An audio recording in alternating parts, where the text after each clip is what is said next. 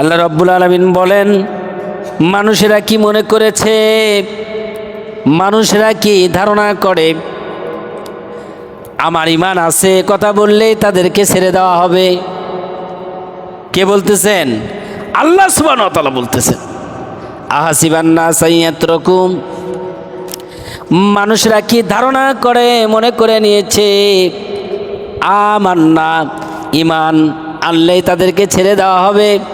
অহুম লা ইফতানুন, তাদেরকে কি পরীক্ষা করা হবে না? মানুষ মনে করে নিয়েছে, মানুষ কি ধারণা করে যে ঈমান এনেছি এ কথা বললেই তাদেরকে ছেড়ে দেওয়া হবে? আইয়ুতরাকু তারাকা ইয়াতরাকু, তারাকা ইয়াতরুকু, তারা মনে করেছে তাদেরকে ছেড়ে দেওয়া হবে। অহম লা ইফতানুন, তাদেরকে পরীক্ষা করা হবে না? আল্লাহ পাক প্রশ্নবাদক শব্দ উল্লেখ করেছেন, জিজ্ঞাসা করতেছেন। এর অর্থ বোঝা যায় যে একজন ঈমানদার শুধু যদি বলে যে আমার ঈমান আছে এ কথা বলাই যথেষ্ট না। আল্লাহ পাক তাকে পরীক্ষা করবেন, নিরীক্ষা করবেন।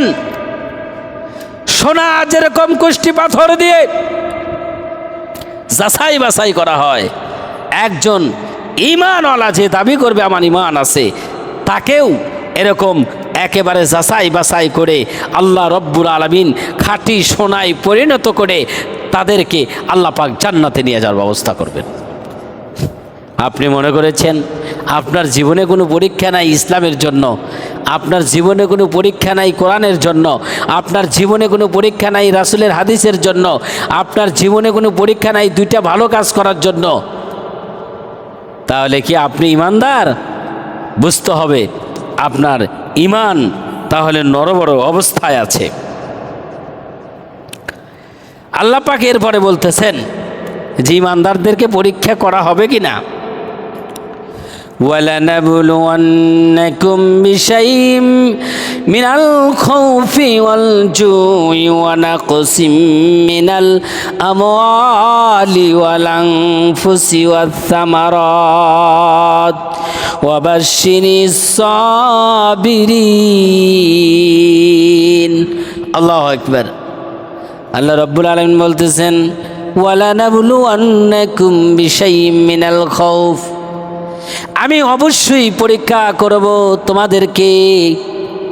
ওয়ালানাবলুওয়ান্নাকুম, আমি অবশ্যই তোমাদেরকে পরীক্ষা করব মিনাল খাউফ, ভয় দিয়া, ওয়াল জু', আর ক্ষুধা দিয়া, ভয় ভীতি, ক্ষুধা তৃষ্ণা, অভাব অনটন দিয়া আমি তোমাদেরকে পরীক্ষা করব। আল্লাহ এইভাবেই পরীক্ষা করেন। অঢেল সম্পদ আল্লাহ একজনকে দেন, 10 বছর চলতে থাকে, 5 বছর চলতে থাকে, 20 বছর চলতেছে, 25 বছরের মাথায় যা তার জীবনে যা ছিল সব কিছু হারায় ফেলেছে। এরকম আছে না নাই? আছে না এরকম? বাড়ি গাড়ি জমি জমা বেচা কুল কেনারা পায় না, এমন রোগ আল্লাহ দিয়েছেন। মাদ্রাজ গিয়ে চিকিৎসা করে লাভ হয় না। অনেক সম্পদের মালিক ছিল, পথে বসে গেছে। এরকম আছে না নাই? আল্লাহ বলতেছেন, ওয়ালানাবলুওয়ান্নাকুম বিশাইইম মিনাল খাউফ, আমি অবশ্যই তোমাদেরকে পরীক্ষা করব। ভয় দিয়া, ভীতি দিয়া, ক্ষুধা দিয়া, আরো অনেক কিছু দিয়া। আর কি দিয়া করবেন? আল্লাহ রাব্বুল আলামিন বলতেছেন, ওয়ানাকুসিম মিনাল আমওয়াল ওয়াল আনফুসি, ধন সম্পদ দিয়া, মিনাল আমওয়াল, ধন সম্পদ দিয়া আমি তোমাদেরকে পরীক্ষা করব। ওয়াল আনফুসি, তোমাদের জান, এই জান দিয়ে আমি তোমাদেরকে পরীক্ষা করব। দুটি সন্তান আপনাকে দিয়েছেন আল্লাহ, কলিজার টুকরা, দুটাই ছেলে। 5 বছর বয়সে একটা সন্তান কলিজার টুকরা আল্লাহ আপনার কাছ থেকে নিয়ে গেলেন। দেখা গেল আবার 5 বছর পর কলিজার টুকরা সন্তান 15 বছর হয়ে গেছে, ওটাও আল্লাহ আপনার কাছ থেকে নিয়ে গেলেন। আপনার কষ্ট হবে না? এই কষ্টের সময় আপনি কেমনে আল্লাহর রাস্তায় অটল থাকেন, অবিচল থাকেন?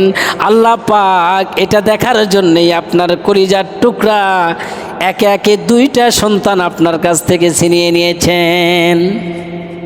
কিরকম আপনি ধৈর্য ধারণ করতে পারেন? মাল তো আল্লাহর, কি বলেন, জিনিস তো আল্লাহর, কিন্তু আপনাকে আল্লাহ দিয়েছেন কিছুদিনের জন্য। আপনার কলিজার টুকরার সন্তান, মা বাবার জীবন যাবে, কিন্তু আপনার কলিজার টুকরার সন্তানের শরীরে আসর পর্যন্ত লাগতে দেবে না। কথা বলেন ঠিক কিনা? আপনার কলিজার টুকরার সন্তানকে কেউ আঘাত করলে আপনি কি ঠিক থাকতে পারবেন? আল্লাহ রাব্বুল আলামিন এইভাবে পরীক্ষা করেন, বলতেছেন আমল মাল দিয়া আমি তোমাদেরকে পরীক্ষা করব, আলাংফুসি জান দিয়া পরীক্ষা করব, ওয়াসসামারাত